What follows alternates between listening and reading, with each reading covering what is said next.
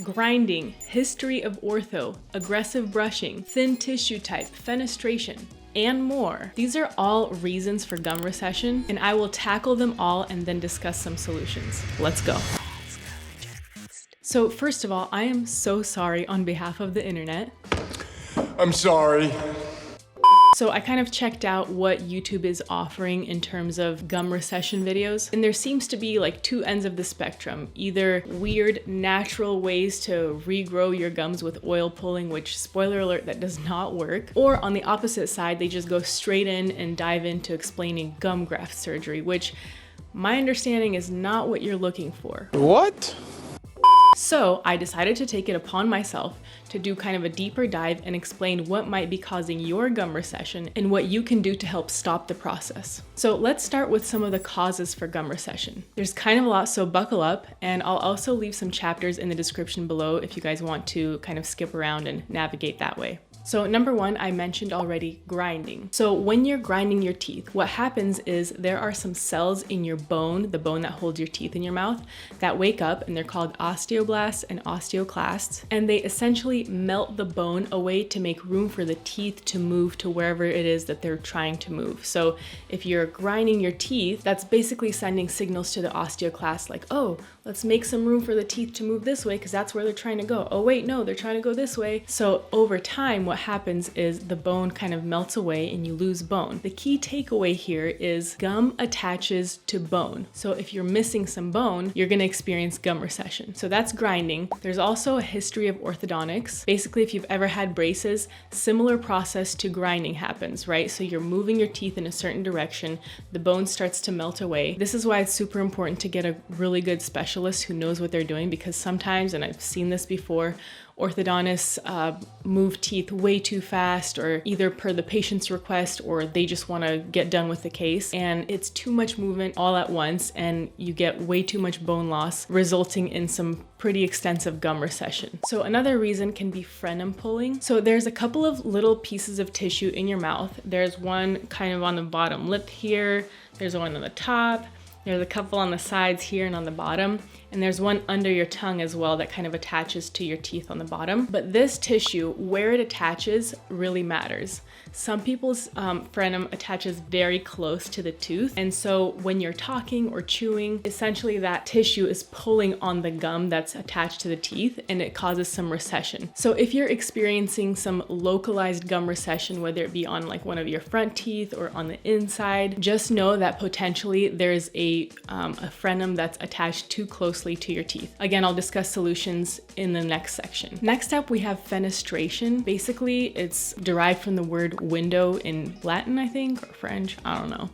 But basically, all our teeth sit in our jawbone. And so essentially, part of the root of a certain tooth or teeth is sticking out of the jaw, and it's not protected by the jawbone. Now remember, key takeaway, gum tissue attaches most sturdily to jawbone. It does also attach to root structure or cementum, but not as sturdily. I don't know what the word to use here.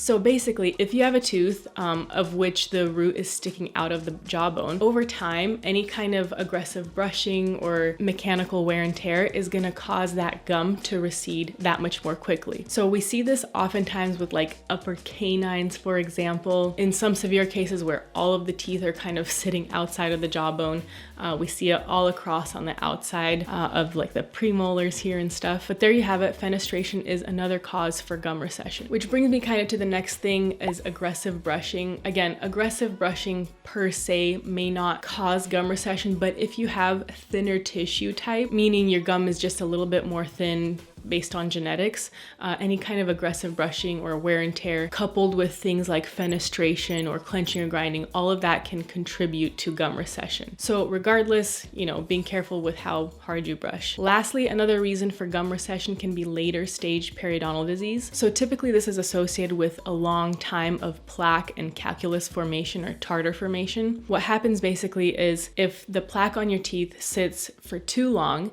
eventually it starts to agitate the bone and the gum tissue, and everything kind of starts shrinking away, trying to get away from that plaque or the source of inflammation. and it results in bone loss. And again, gum attaches to bone, so if you experience bone loss, you experience gum loss or gum recession. A few other things that can affect your gums are lifestyle factors. So it's not just genetics or mechanical wear and tear and things like that. For example, smoking or vaping, it causes dry mouth and makes it that much more easy for plaque to build up, which I just described periodontal disease. So plaque buildup is kind of the precursor to potential periodontal disease. So something to watch out for with smoking and vaping. Alcohol does the same thing in terms of drying out your mouth. So again, watching out for that plaque buildup. Stress is another one, and we hear it all the time. Stress affects everything, which is absolutely true. But even on a cellular level, stress causes an inflammatory response and certain inflammatory markers or cells basically to wake up and cause inflammation in the mouth. There's also hormone imbalance, which hormones play such a huge role in just how our body functions in general, but especially in the case of, as we're talking about gum recession, hormones can definitely affect that as well. There's also sedentary lifestyle. I've said this in many videos already at this point, but there's actually a direct link between sedentary lifestyle and your oral microbiome makeup. Basically, the more you sit around and do nothing, the closer your body is to essentially being a vegetable / dead. And so if you think about it, a dead body decomposes, right? And so if we're not doing anything, we're closer to being dead than alive. And so the same thing starts happening in our mouth. Everything starts to fester and decompose, if you will. And so our microbiome is messed up, and that can all contribute to plaque buildup and potentially even gum recession. A couple of other health issues that can cause gum recession include diabetes, heart disease, Alzheimer's. All of these things are inflammatory conditions, which again contribute to a bad oral microbiome makeup, which can contribute to potentially plaque buildup, which again over time can develop into periodontal disease, which results in gum recession.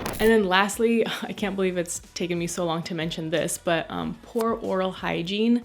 So whether it be you're not brushing or flossing consistently, or maybe you are doing it on a regular basis but you're not doing it correctly, causes poor plaque removal, and again all of that contributes to inflammation, periodontal disease, eventually bone loss, and gum recession. So at this point you're probably tired of hearing all the different causes. You're like, I don't care, I know what's causing my gum recession, give me the solutions. All right, so here is the big takeaway. You can't actually regrow your gums if you lost them. I'm sorry if you've been misled to believe that, at least naturally. You can't just naturally regrow your gums. Guys, if you've watched a video about oil pulling somehow miraculously helping your gums regrow, it's not real. Please hear me out. I'm all about natural solutions and fixing things naturally, whether it be with lifestyle changes and diet and all the things, but there are certain body parts and processes that can't be undone or regrown, at least at this point. I'm sure they're starting to come up with,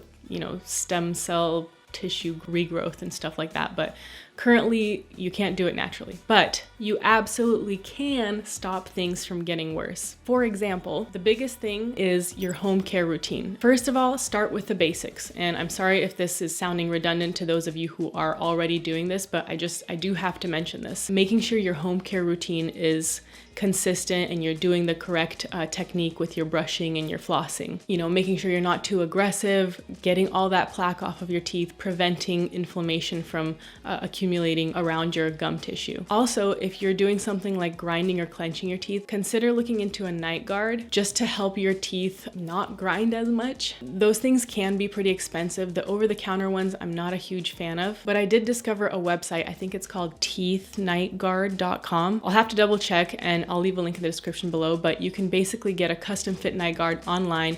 You cut out the middleman of the dentist, and so you cut down on costs pretty significantly. The next thing would be to take a look at some of your lifestyle choices and see if you can't change things up. Like for example, if you're smoking a lot or if you're consuming a lot of alcohol, see if you can taper down on that. Maybe figure out some alternatives. I've never smoked, so I don't know necessarily what a good alternative would be, but maybe like patches or just quit cold turkey, I don't know. And then with the alcohol, at least stay hydrated as much as possible to offset all the dehydration. Next up, check your meds. So if you're taking a lot of medications or even just a couple, check to see what the side effects are. Oftentimes medications can cause dry mouth, which can contribute to faster plaque buildup and leads down the path of periodontal disease, bone loss, gum gum recession. So just check out your medications, see what kind of side effects you can expect, and maybe talk to your dentist or your physician to see if there are alternatives or anything you can supplement with to combat that dry mouth effect. Next up, addressing the stress. Easier said than done, and there's a million ways to do this, whether it be exercising more or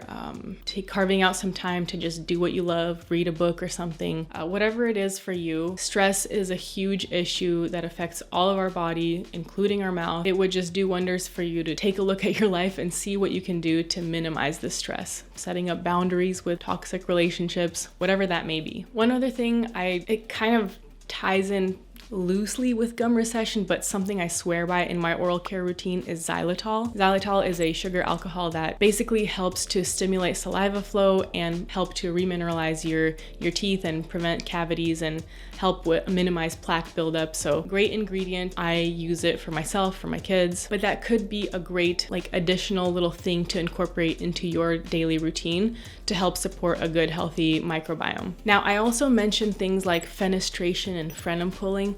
There's really not too much you can do about position of your teeth now, especially as an adult, especially the roots in your teeth. They're at where they're at this point.